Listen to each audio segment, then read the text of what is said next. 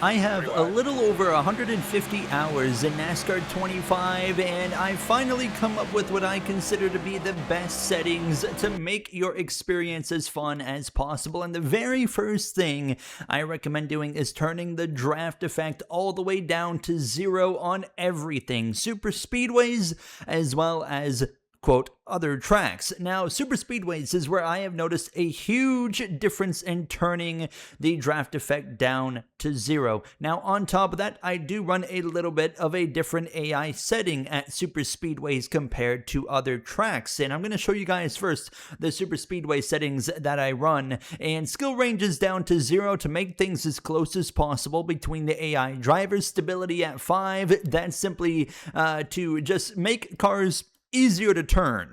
My consistency is at 100, so they run optimal lap times every lap, with a tire wear effect and fuel consumption at 20, which I'll talk about a little bit more, and incident frequency at 60. And what I'm trying to do is avoid this problem I've seen many people have and I've had, is this, where the pack gets like really spread out and awkward, and then they kind of come back together and then they spread out a little bit again. That's something I've been having issues with, and I've kind of, well, I've completely been able to fix that with these new settings that I've been running as of late. And I saw Michael Root saw my tweet and made a video about it, but I wanted to dive in a little bit deeper and explain everything behind it, and on top of that, showcase the settings that run at some other track types like 1.5 miles as well as a shorter track as well. But what you'll notice immediately is there's no longer these packs kind of splitting up. They actually are able to stay together, and I think that is completely due to the fact that I have the draft effect turned to 0. So draft in NASCAR 25 is overpowered to begin with, so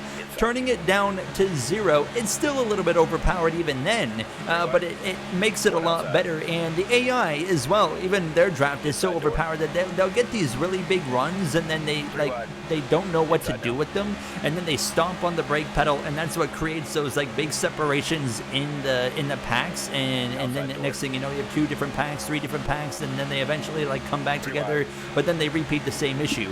And just with that one change of putting the draft effect down to 0, it turns into this. You got 3x3x3 super speedway racing, and it's not even like a complete gridlock either. There is some different lanes of momentum. The inside line can be going, the middle lane can be going, the outside lane can be going, but the outside does seem to be the more predominant lane that you want to be in. But the problem is now you don't have like that separation anymore, so you kind of got to be really methodical and actually think about your moves a little bit more. And here's just an example of Kyle Larson on the outside here getting a big push from Joey Logano and going right to the front of the pack. That's what we're seeing a lot more of, and the super speedway racing is just a lot more fun. It's still a little bit on the easy side because the super speedway racing in this game is just easy in general. There's not really much you can do about that. And I've also set my incident frequency to 60 because it, to me, is a pretty respectable balance between green flag racing and as well as some cautions to spice up your races. I have done 100% length races, and I can go nearly a full stage without a single accident at times, but then I can have a 20-lap run where we see 3 crashes in those 20 laps. It kind of goes all over the place, and it keeps your races interesting because on top of that, you just don't know what to expect. And as well, my tire and fuel wear for the AI, I keep at that 20 number because basically the higher the number on the fuel, the sooner they will pit. But I found that if you just jump that number up to like say a 40 or a 50, the AI pit way too early to where they can make it to the end of a stage or a race, but instead they'll just pit because that fuel number is higher. And the tires as well, I keep on a lower number because I feel like it's better to not have, especially in the next gen era on some of these tracks, that tire wear really doesn't affect the cars a whole lot. So I don't want their lap times falling off too much and then I just blow right by them as the races go on. So I keep their number down at 20 for that reason, because the higher the number goes, the more time they're going to lose over the course of a run. As we come through though to the finish, Ross Chastain actually getting a big push, but you can just see how much better it looks here. Just 3x3x3. You just kind of gotta wait for like holes to open up to be able to move up into the middle lane or to the outside. And in this scenario here, I never got that opportunity, but the inside lane still moved forward. But here's my now settings for other shorter tracks, basically. So I run a skill range of 20 on short tracks, mile and a half, intermediates, you name it. And as well, my tire wear fuel consumption stays the same, but my consistency as well turns down to 10. So skill range goes from 0 to 20, and consistency goes from 100 to 10. I run this for everywhere else we go. Short tracks, mile and a half, intermediates, road courses as well. Now, the reason I do that is we want some spread, but we don't want too much spread throughout the traffic. And I found as well, the skill spread and the consistency, messing with those two does a very solid job of getting some really respectable and pretty realistic racing as well, especially out of the next gen product. And here I am running some laps at Iowa from the back of the pack, and you'll just notice as this run goes on that they slowly spread out, because keep in mind, next gen is so much closer than it ever has been in terms of parity, and the cars are a lot closer to one another. So it's not like Gen 6 where we saw cars spread out pretty quick at just about everywhere on the mile and a halves, and the gap between first and last would be growing very fast, where next gen it still grows, but it's a lot slower, but it does happen, especially now as we continue to progress with this car. So I wanted to try and replicate that the best I could in the game settings, and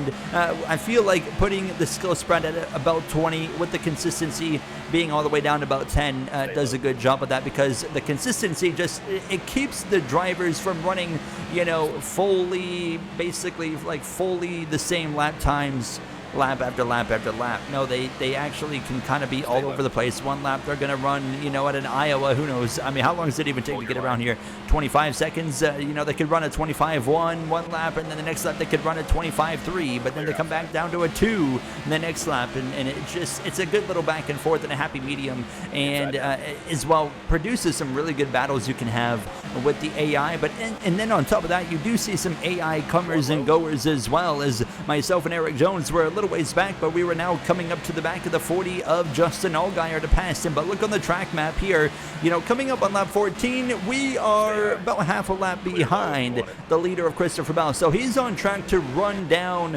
at least the back of the field by lap 30, as we do get a crash here now. So it took 17 laps on a 60 frequency to get our first AI crash right there.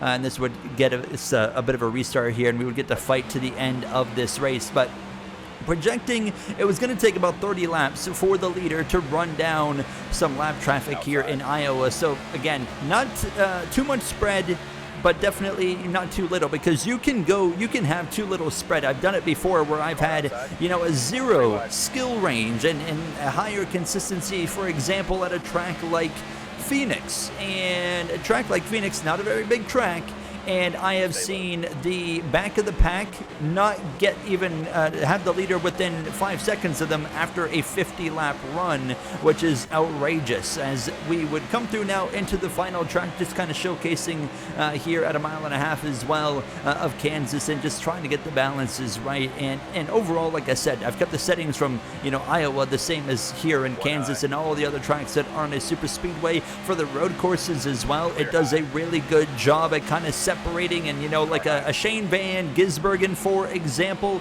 he's got more opportunity with a higher skill spread setup to actually kind of do what he does in real life and drive away. I did a 100% race actually at Coda on live stream recently, and he drove away by like 12 seconds, I think it was, over second place. It was pretty spectacular, but that's what we want to see, because the lower that skill spread is, just to me, the more unrealistic it is at times. But the one thing it does is the skill spread being down to 0 sometimes can spice the races up a little more if you are looking to do that. Now, of course, there's some things that you can't fix with this AI, which is a little bit frustrating, and the first thing I'll talk about, of course, is just like the parity in the AI that is just non-existent. You're all clear.